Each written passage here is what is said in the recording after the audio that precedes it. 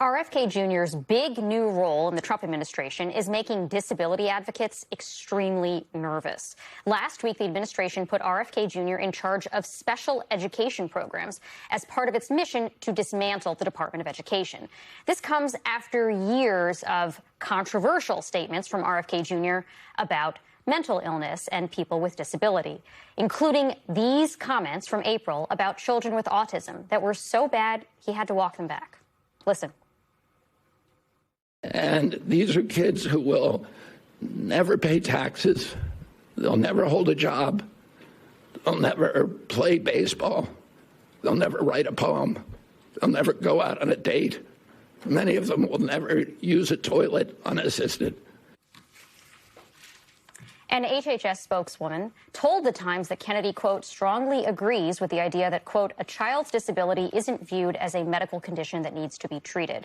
But our next guest says Kennedy's comments show, quote, a fundamental lack of understanding of who kids with disabilities are, how they can be successful in school, and how their futures can be very bright. And the woman behind those words joins us right now. Katie Neese is CEO of The ARC, which is a national support group for people with intellectual and developmental disabilities. Katie, looking beyond just the rhetorical ugliness for a moment, and there's been quite a lot of that, what are the more tangible harms that you worry could come from having RFK Jr. serving in this capacity? Well, I think the comments that he made, as I said, show a fundamental lack of knowledge of who people with disabilities are, who children with disabilities are. I've been doing this work for 35 years and advocating on behalf of and with children with disabilities and their families. And the one thing I've learned over all these years is these families are told and these children are told every day what they can't do. And what we want and what the law, the federal special education law is all about is giving them a chance to show what they can do. And that's by being in the regular classroom with their non-disabled peers, getting the supports that they need. I think one of the things that I'm most proud of my work over a very long time is that there are more kids with disabilities graduating from high school with a standard high school diploma today than ever before. And those include kids with learning disabilities, kids with Down syndrome, kids with autism, kids with all kinds of disabilities are paving their own way by when they get a good education that is tailored to their unique needs. But what too many kids have fallen victim of is what we call the tyranny of low expectations. Somebody else assumes that they can't without ever giving them the opportunity to show that they actually can. Kathy, do you see this as a political power grab, trying to gain resources and more real estate for his own agency at the end of the day? Or do you think it's something more fundamental about his belief system? So I think Secretary McMahon was given strict marching orders by the president to close down the Department of Education. And she has made that very clear that that's what her task is. We've been waiting for this action to happen for quite some time and wondering was the Department of Education's role in educating students with disabilities going to go to labor or to HHS?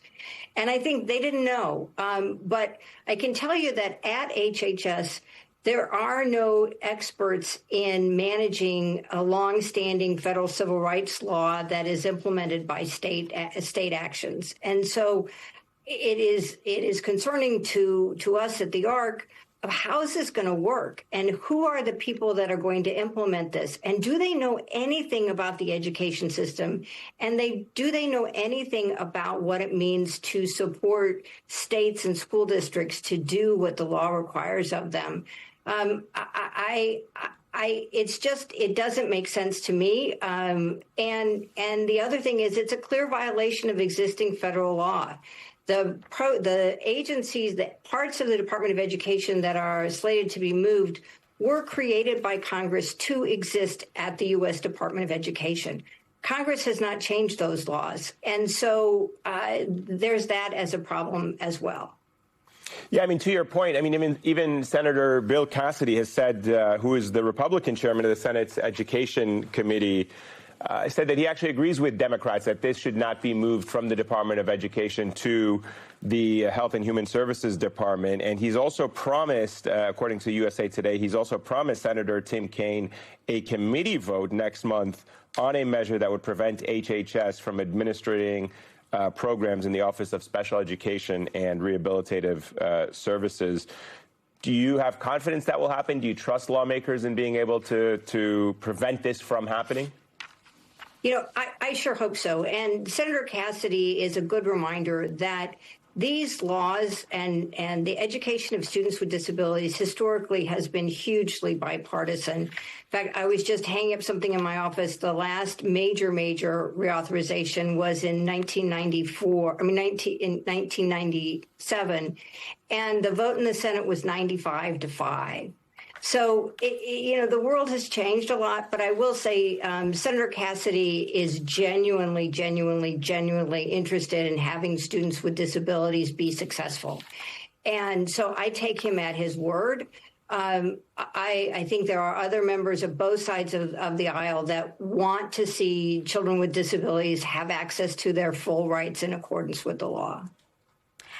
Katie, I also want to remind our viewers of some of the other things that RFK Jr. or those who work for him, other political appointees, have said or done with respect to people with disabilities. Just as an example, Head Start, which is housed under HHS, the preschool program, the nationwide preschool program, sent out a list of forbidden words that Head Start programs could not use to describe themselves when applying for their grants from the federal government. And one of the words they could not use was disability, which some Head Start program directors said had made them unable to do training programs for teachers at their programs to work with students with children with disability.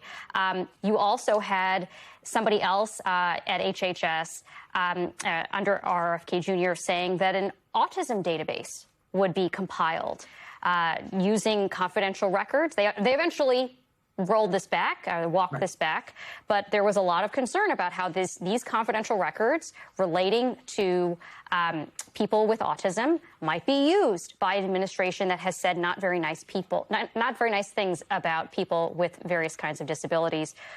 What are your fears about what could potentially happen when special ed is lifted up and moved under the purview of this leadership? Well, I appreciate you raising the Head Start issue, because Head Start, since the very beginning, since 1965, has had a requirement in the law that a portion of Head Start classroom slots are reserved for students with disabilities, for children with disabilities. That's in the law and has been there from the very beginning.